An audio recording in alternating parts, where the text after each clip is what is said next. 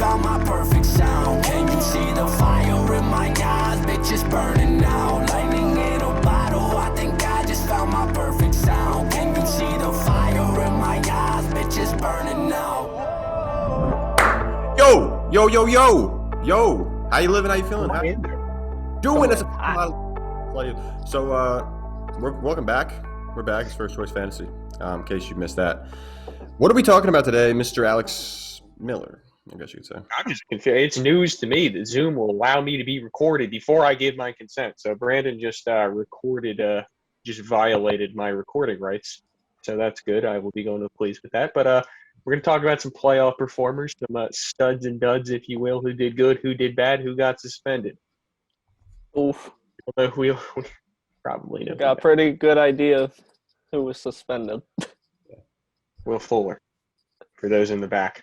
But yeah, we're going to hop right into this. We're going to talk about some running backs. We're going to start with some running backs. Rookie running backs specifically. I'm going to group all these guys together because they all had pretty similar seasons in which they played with some other dudes, and the other dudes kind of started off hot, and then at the end of the year, the rookies came on. And how are they looking for next year? Jonathan Taylor, Cam Akers, J.K. Dobbins.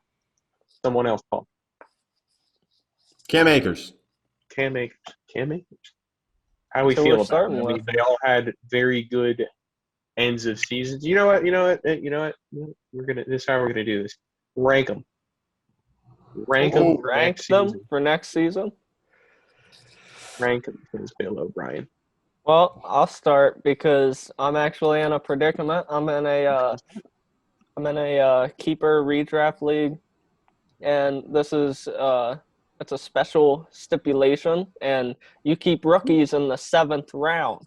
And I've got Jonathan Taylor, and I picked up Cam Akers late last season, and I have him still. And currently, I'm trying to pawn off Cam Akers. So I'm going to have to put Jonathan Taylor number 1. I'd go with Cam Akers next, and J.K. Dobbins third. Ed, what's your ranking?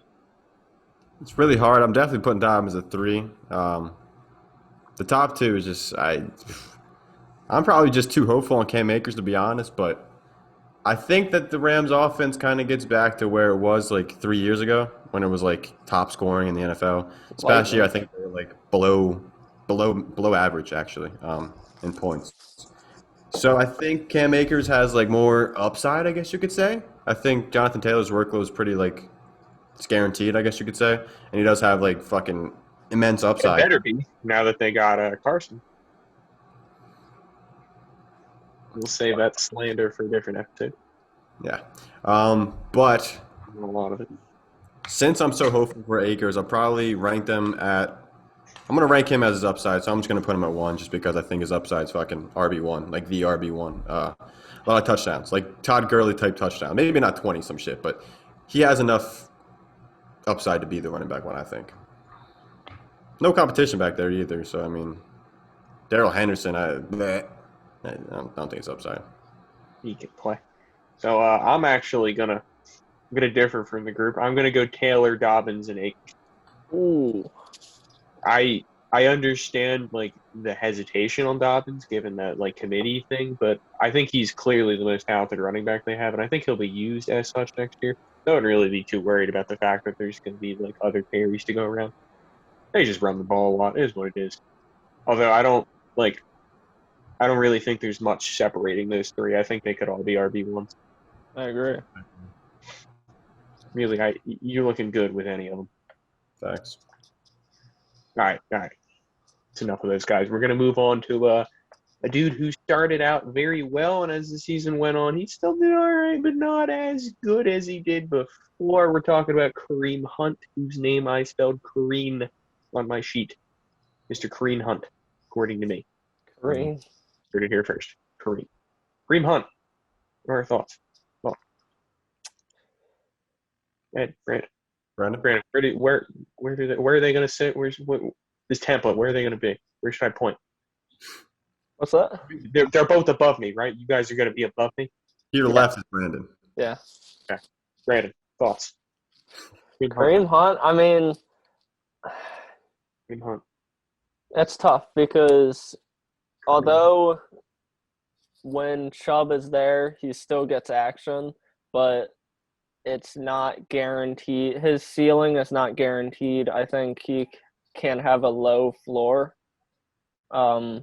This coming season, I think I would pick him up for a flex spot, but I wouldn't trust him as a 1 or 2. I think if Chubb gets hurt, he's a automatic starter as he was in the beginning of the season, hinting why he had a hot start.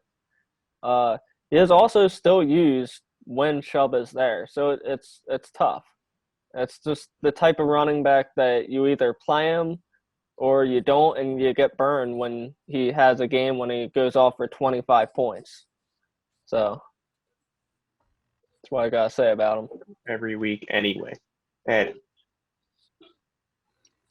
I think the beginning was not necessarily a fluke per se, but like it was overly efficient, I guess you could say. Ceiling? It was his ceiling. Yeah, he touched his ceiling. That's where he was at. Yeah.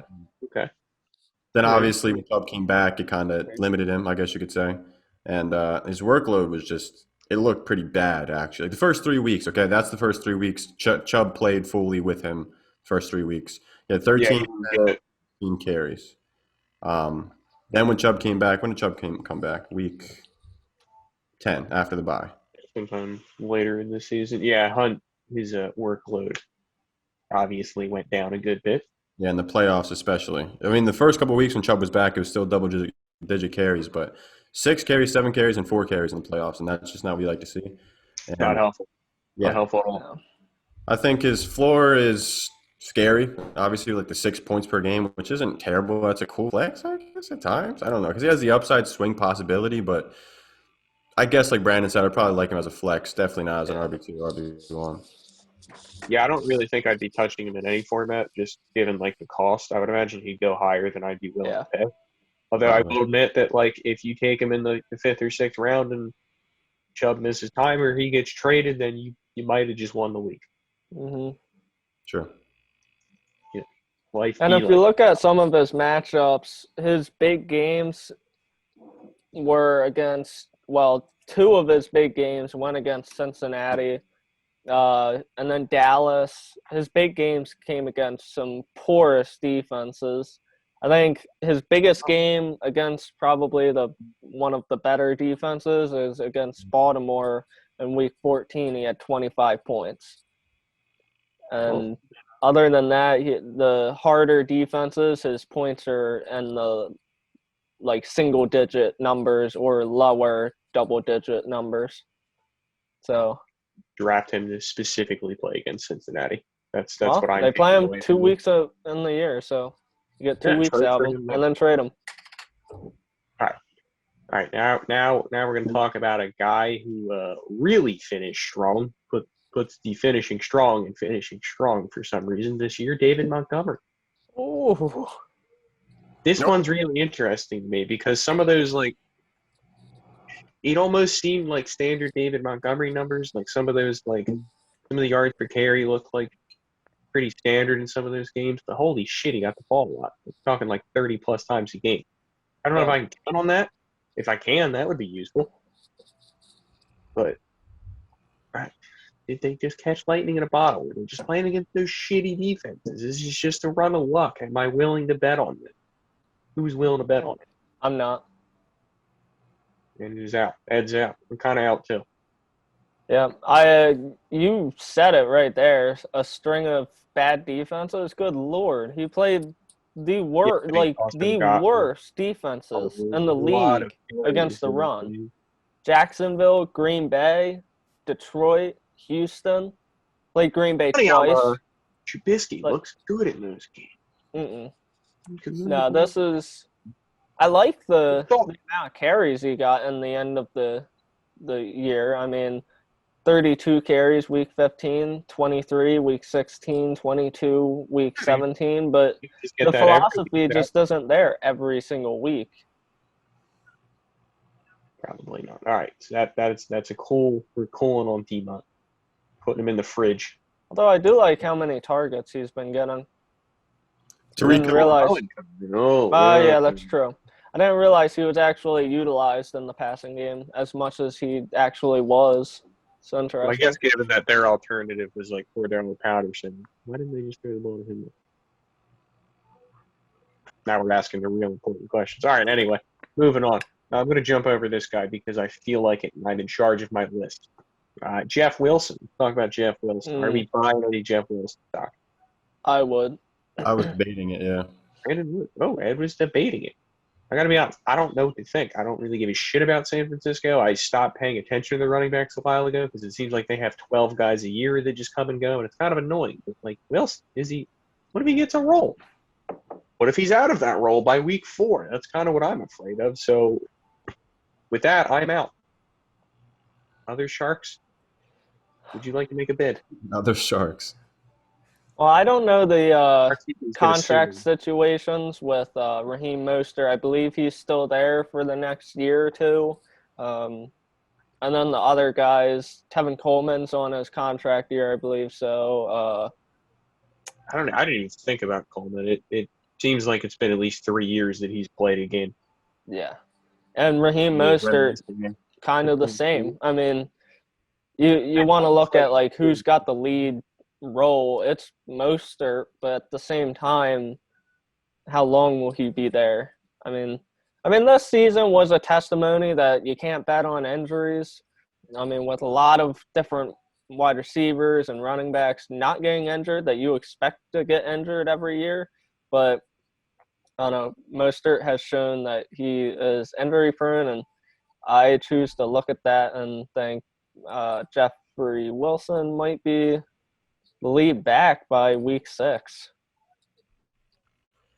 I think I kind of agree, but I think the upside definitely hints at that. But the fact that Coleman and McKinnon are both free agents, right? So they're leaving more than likely if they're not brought back for questionable reasons. Mostert, I seen that supposedly if they cut Mostert, they save a lot of money, like a lot of money. Not saying it's a possibility. Well, it is a possibility, but I'm not saying. I would think that's a very real It'll possibility. be a then. cap casualty. And I think that Wilson's upside is obviously right there, but I think the risk that I'm kind of contemplating is the fact that maybe Kyle Shanahan and that offense wants to get a reliable, like durable running back. You know what I mean? Because they just had a fucking revolving door, like you said, Alex, a running back. So I mean, maybe they want to get somebody in the draft. Maybe they want to sign somebody who they know is proven to be healthy, I guess, durable in a sense. But I mean, I think Shanahan likes having his optionality. You think so? Yeah, I think so. At least based on like how things have gone over there. Seems like an intelligent guy, and a lot of NFL personnel are moving towards like optionality in the backfield. It seems like the way to go. I don't mean necessarily like workhorse. I mean just like just running backs that seem durable. Like they've had, I guess, I don't know, opportunities to actually show that they're durable. You know what I mean? It hurt. Like Mostert just came off the practice squad, and it's like, like you don't really know about him. Like there's certain running backs, like some running backs, Aaron Jones per se, I guess he's shown his durability in a sense. Frank Gore. Yes, that'd be a good one. Yeah, Yeah. Gore. Fuck it, bring it back to Put 40. my money on. Retire as the leading rusher in the NFL. Have 3,000 rushing. All right, yeah, all right. If that's not a good transition, I don't know what is, because Frank Gore for president this year. Oh, I thought you actually meant like Frank Gore. I was like, are you serious? I didn't know. Okay. Are we talking about Frank Gore? All right, let's go. Frank Gore is not on the list, actually. However, we do have someone with about like the same. Oh, Now, I'm going to let this joke speak for itself. Todd Gurley, everyone. How are we thinking on this? Because I remember at the end of last season, people still thought he was a top 10 back. Delusional. oh The man. voices have probably quieted down a little bit there, because he did have actually a pretty semi-decent start with the Falcons. Not even semi-decent. He was pretty good to start the season. Yeah. And then it's kind of mean to call it a dud when it's because he had knee injuries. But if we're looking at next year, like if I wasn't touching it the previous year, I'm definitely not touching it this year. He fell off. Scared. We don't know where the man's going to be playing. It's a lot of questions here. Was- A lot of concerns, more than questions at this point. Seriously, you're a fantasy owner. Was he a product of a great offense? Question mark. In LA. I don't think he was at his height, but His I don't height, think he's the yeah. same player. I don't think he's nearly as effective. I think we're all pretty sour on Gurley here. Let's not even act like there's going to be a debate here. No. Not at all. I don't know Oh, what one place he could go to where I would even consider picking him up. Even if he went to a place where he had the opportunity all to himself, I still wouldn't because he Mhm. probably. Yeah, I don't think he'd last the whole season, unfortunately. Yeah. No, Like, not helpful. say you've got Jeffrey Wilson and Todd Gurley Jeff. on a round like 13. Which one you got? I think Jeff's upside's there. Like I said. I would go Wilson. I also feel like both of those guys are going to go way higher than round 13 for better. Probably. That was just top of my head. It was probably like round 11. Big Wilson. Eight. I I don't know. Those guys just hover in the Average mid in rounds. Well, hover away they shall, because I'm not picking them. All right, now we're going to talk about some receivers who had some interesting ends of seasons. I want to start this with a couple of guys who are like, they're the three receiver. Both of them could be. One of them could definitely be displaced. The other one probably not. Alan Lazard and Christian Kirk. They had their moments. Neither of them really did much at the end. Are we having any confidence in these guys? I know both of you at least some point were fans of at least one of these guys. And I'm pretty sure you're a fan of both of them. Me personally, they're just kind of there. They're on the radar, but Lazard will be starting and Kirk is whatever. So, but wanted to bring them up. What do we got? Brandon, you go ahead. Coming into this season, Christian Kirk was one of my most favorite later round wide receivers. Remember this. Him and Slayton.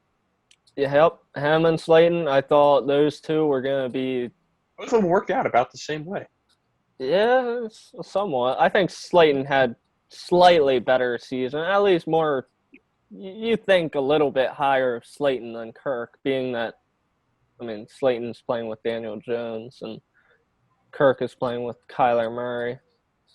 But Kirk's season is not what I expected it to be. I mean, yeah, he had a few flashes, but nothing I'm excited about. I'm not sure if this is just the coaching staff, if Cliff Kingsbury just is not the answer. I've heard very poor things from like Arizona fans that Cliff's offense was not what he hyped it up to be. Like their passing offense was kind of a mess, Yeah, given the weapons they had and their complete inability to like throw the ball more than 4 yards down the field. I think someone should have told him that there's an entire field out there that you're allowed to operate. But I would be hyped if Kirk went to a different team, for sure. If Kirk went somewhere else, I'd be excited for him. As long as he's a Cardinal, I'm out on him. As for Alan Lazard, it's hard. It's hard. It really is because he's playing with Aaron Rodgers, but at the same time, he's had opportunities. He's been out on the field. He's shown flashes, but at the same time, it's not consistent. It's just as streaky as Valdez-Scantling. So I'm not. It's hard for me to say I'm all in on Alan Lazard because he could become Aaron Rodgers' next favorite target, but it hasn't shown yet, and that concerns me. But at the same time, it took Devontae Adams a little while. Not saying Lazard. No, don't, no. All right, you're done talking. Ed, mute him. No, you're done with you're done for now. We'll get back to you in a minute. Oh man. Strong opinion. I don't know why. Right. As I was about to jump in there when I got the chance to point out the fact that Lazard might not even be starting if they, do what they keep like what Rodgers has been begging them to do, it bring in some other receivers. But Yeah, I'm all out on both of them. I think at some point, I mean, I loved Kirk, obviously, but at some point, you kind of have to realize that there's not much there. I guess you could say like he was volatile as fucking Amari Cooper almost. Well, obviously not as consistent, I guess you could say, as Amari Cooper, but he Not just as high scoring. yeah, that's yeah. But there's just not much there. Obviously, I mean, is this his last year in Arizona? I Might think be. it is. I I think think so. he's on year Round pick. 4 this year. This is his third season, correct? Like this Yeah, was his third, right? yeah, So this would be his fourth. So yeah, this would mean he's on the final year. yeah. Yeah, maybe a little breakout, or maybe not. Maybe they just never figure out how to move the ball down the field. As for Alan Lazard, if he turns into Devontae Adams, then Brandon, I'll admit that I was wrong. But I'm just saying, Lazard's first 3 seasons look almost identical to Devonte Adams' first 3 seasons, and that's what I was saying. all right, well, I'm tell not you saying what. he is going to turn into I watched the Adam. tape of the two of them and tell me which one is Devontae Adams and which one is Alan Lazard. Just say. We're gonna stick with guys that had a little slump at the end. This ought to be a good one because I feel like he's still obviously pretty far up there, but how far up there is he? Tyler Lockett. Tyler Lockett, ladies and gentlemen. Because what if Seattle just wants to go back to running the ball every single down, and then he becomes a what? He's the wide receiver 2 on the team as it is. Where does he go from there? Or does it matter? Doesn't matter. Are we concerned? I don't know. I'm concerned. I'm not sure how I feel about him. Yeah, I feel like he was more successful when he had limited looks. And when they ran it so much in 2019, he was. But then they also didn't have. I mean, they did have Metcalf in 2019, but that was when Lockett was like the guy. And now I feel like Metcalf. Yeah. Well, Lockett is still a very good receiver. I feel like most teams would take Metcalf over him. So, but maybe that could benefit because now you don't have to just devote your entire secondary to him because in the past the other guy was like I don't even remember who. So he wasn't a concern. Doug It's just Ball. Lockett. Oh yeah, forgot about him. I don't That think. little year where Doug Baldwin was hurt, and it was just Lockett out there by Yeah. himself, running around with like the ghost of Jermaine Kearse. Jermaine Curse. Oh my God. Forgot about him. Yeah, He went to the Jets. That's why you forgot Did about he him. have like a career-ending injury once he got there? I think so, actually. Probably. Yeah. That's just what Or a happens. serious injury. I remember he had a neck injury. That's the Jets' luck for you there. Welcome to the Jets. You have a broken spine. Thanks. Also, you get paid in milk. Milk. That's why. We're the Jets. Oh, man. Is it at least 2% milk or whole milk? Or is it Skim. skim? Oh, You shit. said at least hold up. It is skim milk. Did you just say at least whole milk? I said at least 2%, and then I said or whole milk. That is What? true. All right, we're past it. Never mind. I don't like milk at all, so I like milk. I'm Just not lactose skim intolerant. milk. regular milk is gross. But Tyler Lockett, though, it's concerned. Brandon, are you concerned? I'm definitely concerned. However, Definitely. I don't think he's just going to vanish from the Yeah. game plan. I'm just concerned of the offense in Seattle. They show flashes and then they just vanish the following week. It's scary. And Tyler Lockett has not been consistent, and I'm not in love with that. I probably won't be drafting him either because it seems like I'm never doing that. But I sort of point out that if Seattle's offense doesn't pick it the fuck up next year, there needs to be some sort of federal investigation. Because I don't know what's going on over there, but now you've got two top 20 receivers, one of the greatest quarterbacks of the generation. I don't care. I don't care what else they have. I feel like they can scrounge up some competent running backs. So if shit isn't working out there, then no, we need someone to look into this because this is some fishy business. I don't understand if That's it's all I'm if it's on the offensive coordinator or the head coach. I mean, I don't know. Is it Pete Carroll's fault? Well, Pete Carroll didn't. I don't think he called it. I'm pretty sure it was like Schottenheimer who they called the plays. Yeah, but then he I don't know, was fired, and well, I yeah. don't So think now we're gonna see who else. I don't Yes. know. I Didn't, don't- didn't Schottenheimer come in just this year? I thought so. Yeah. Yeah, They so started really hot and I then they mean, finished really poorly. they've and been finished the this entire way for offense the past like, few years, so like it shouldn't be Schottenheimer because it's beyond his tenure there. That's why. But yeah, but like Yeah. now we're from Wilson and Lockett to Wilson, Metcalf, and Lockett. There's a whole different dimension there. That's what I'm saying. Now we need the federal investigation. Before it was just stupid. Now if it happens, like this should like no, like the president should be looking at this. Like other presidents should be looking at this. If I was Justin Trudeau, I would have my eye on that. Seattle's just right down the border there. I would keep some guys over there looking at this because clearly something's going on. Did you say Justin Shoot? Wait, who? The Canadian Prime Minister. Isn't that guy's name? Justin Trudeau? I have no clue. That's why I questioned it, because I truly didn't know what you meant. Interesting. I think that's his name. I don't know. I don't fucking live in Canada. It seems like a Canadian thing to know about.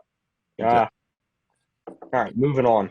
We're going to talk about – I'm going to group these guys together because they're both small, they're both speedy, and they're both pretty solid deep threats, I think. Marquise Brown and Curtis Samuel. Both of them had relatively strong finishes to the season. Nothing to lose your mind about. Everyone keep your pants on, but both pretty good end of year. Samuel, I mean, obviously there's a lot of question marks. Where the hell is he going to go? I don't know. Don't ask me. I can't predict the freaking future. But know where he'll be. Brown. You like Sam? I know Samuel will depend on location, but what do we think? Thoughts? I'm going to go first for a minute because I'm done with Marquise Brown. Same. Yep. Yeah. I'll let other people take That's that. what I was gonna say. I don't know. I'm gonna let someone else deal with that. I wish you the best, Matisse. You were A trooper. trying to Having Marquise Brown is like having Deshaun Jackson. You know, It's like a lottery ticket. And then yeah. after you scratch off for the 64th day in a row, you're like, God, I fucking lost again. Wow. Like, I stopped paying attention to Marquise Brown, and this is the first time I'm actually looking at his end of season. And I've heard from a few different people that he had a pretty good end of season. And, like, I don't care. He had, 2 games, 16 points, and 18 points I would have been happy with. 12 points, 12 points, 12 points, 10 points. Like, this is what people are satisfied with? You're satisfied with this? the thing Marquise is, though, Brown, like, 10 points. yeah, because like I wouldn't really pay a lot for him, so I'd kind of be happy if the dude that I don't really care about is putting up 10 points. I feel like the most I'd want him to be is that dude in the lineup that like I just hope manages like 10 points. Like, please hit double figures, dude. Just exist for a little bit, please. Just don't put up fucking 0. I'm done having players on my roster that I know is like a speedster like Marquise Brown that's just he may hit one I game. tend to shy away from those people as well. I've become a lot heavier on slot receivers. You get what you're saying? Yeah, I'm out on Marquise Brown.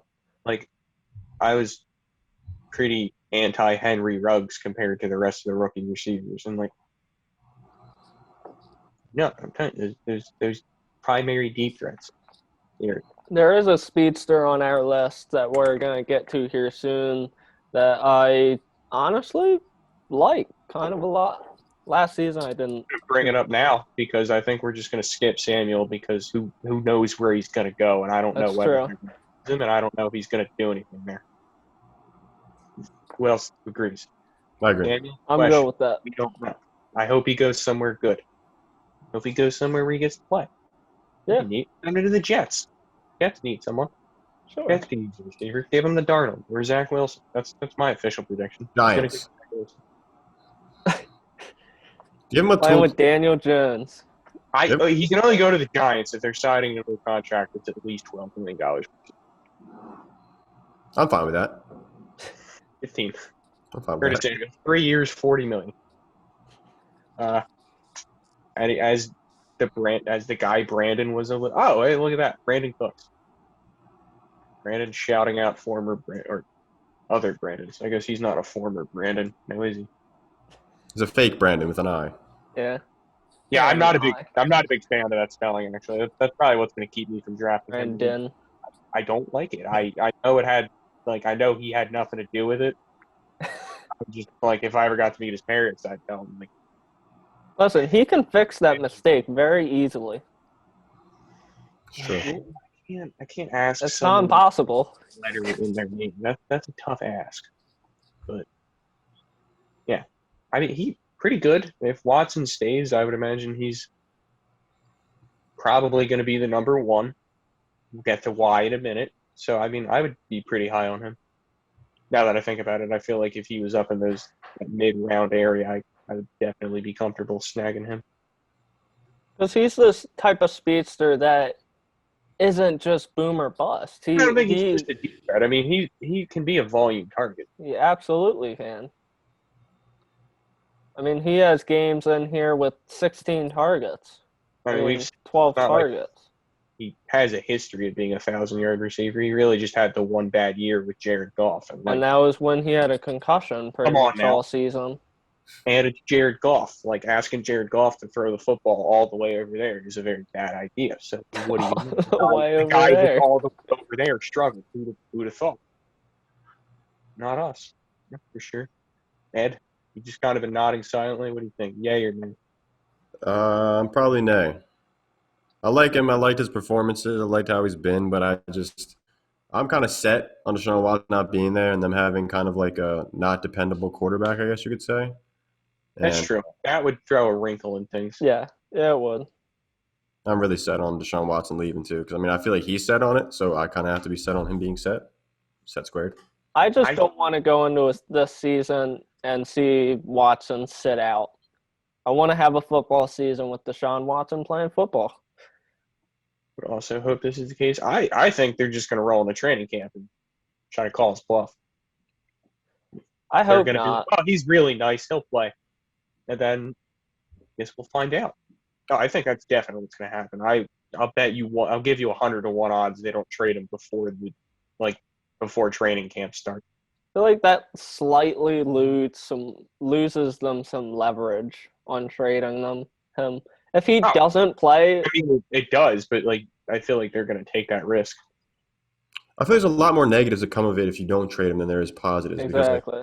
Because you make yourselves look like assholes if you just don't trade a person who's been asking and who's been stuck there, has nothing going for him. So it's like you got to think they already look like assholes for a number of reasons, and we still don't know how truly fucked that organization is. I legitimately don't know who's in charge.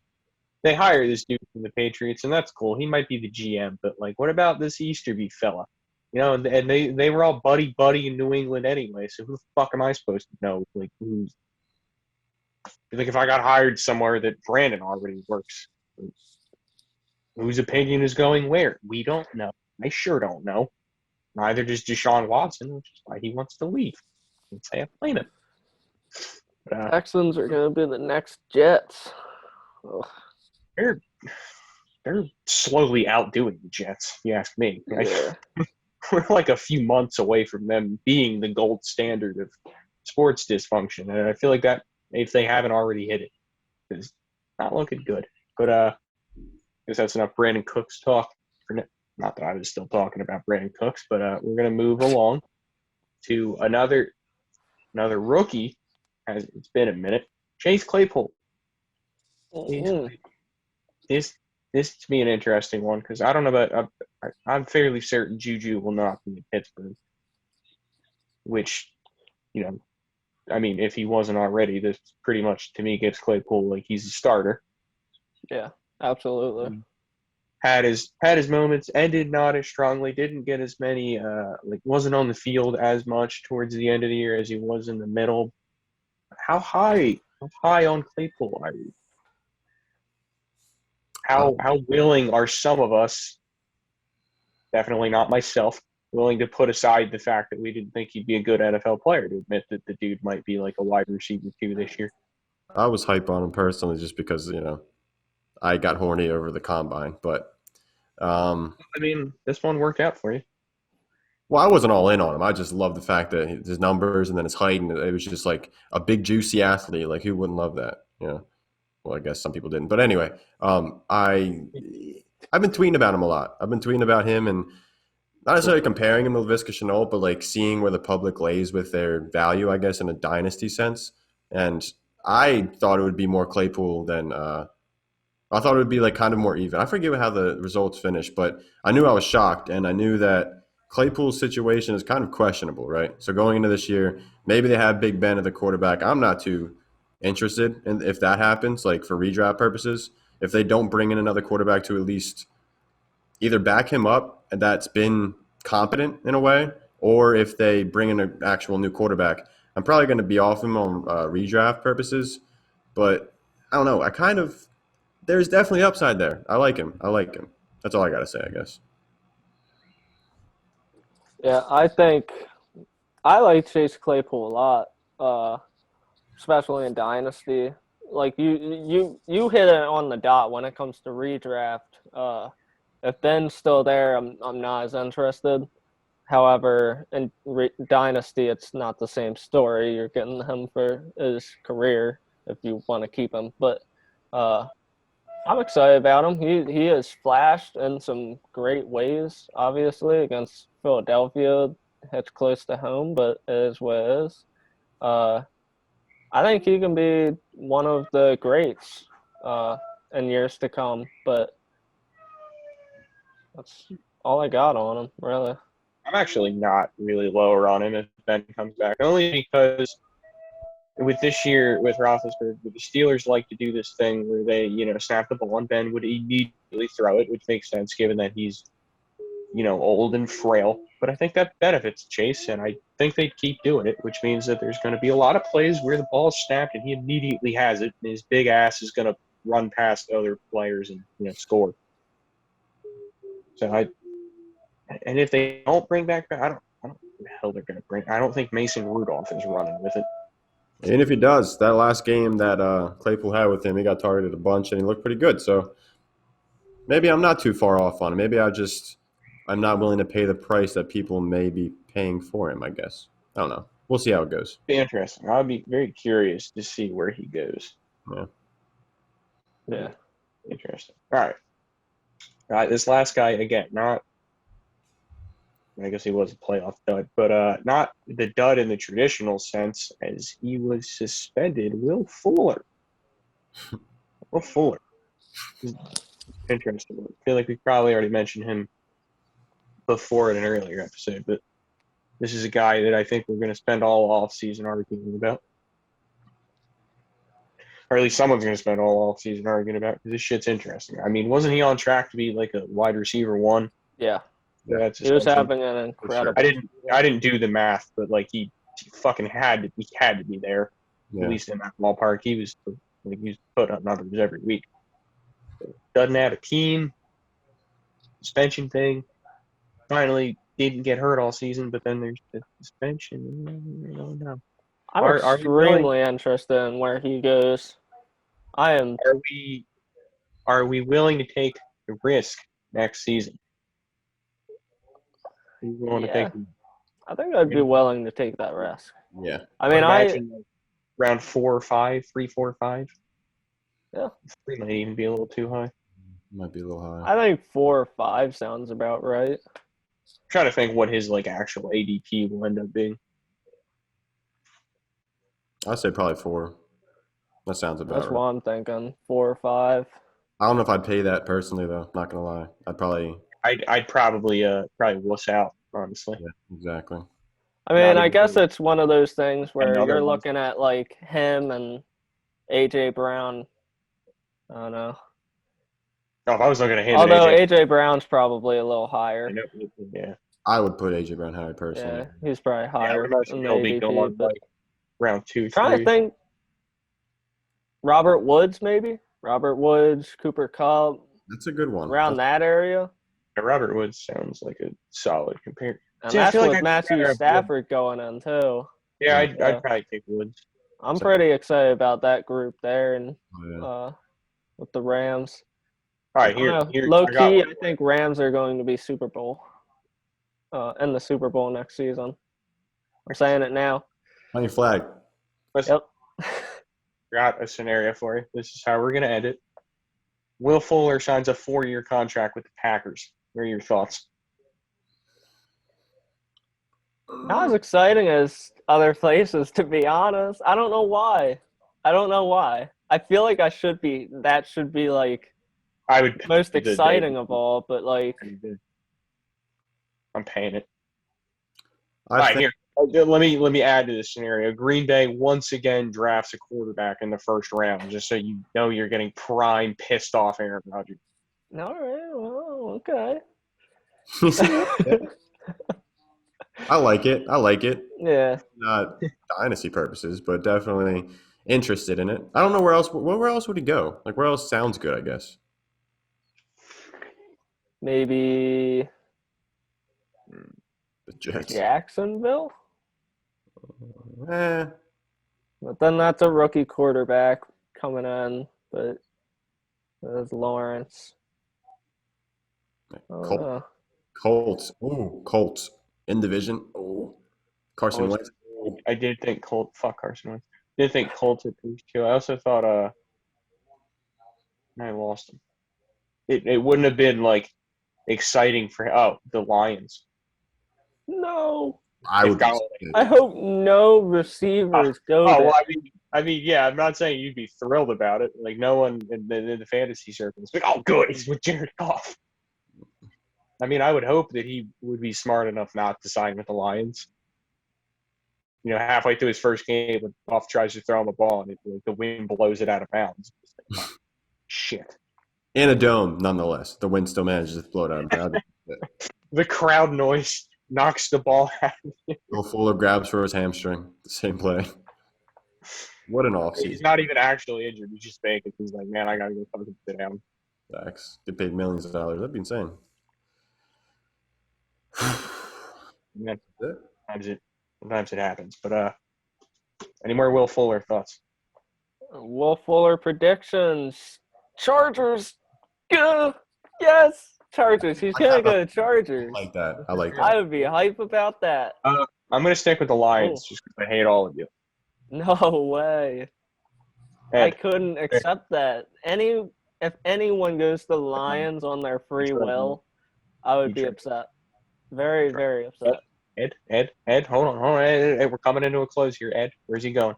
This means everything. I put my bid down. You see this?